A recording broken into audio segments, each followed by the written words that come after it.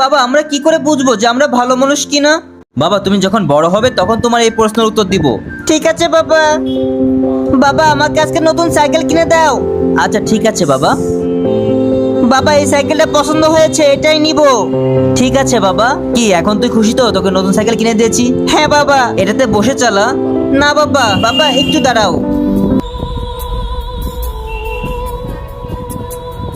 এই নাও তোমার জন্য নতুন সাইকেল নিয়ে এসেছি। বাবা তুমি এটা কি করলে? বাবা আমাকেও চালাতে দাও তোমার সাইকেল। সর, তোকে আমি চালাতে দেবো না আমার সাইকেল।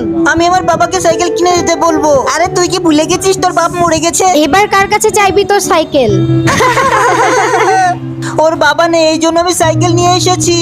বাবা তুমি জিজ্ঞেস করছিলে না আমরা কিভাবে বুঝবো যে আমরা ভালো মানুষ কিনা? শোনো, যদি কেউ এতিমকে সাহায্য করে আর যদি সে এতিম খুশি হয় তাহলে বুঝে নেবে সেই লোকটি ভালো মানুষ।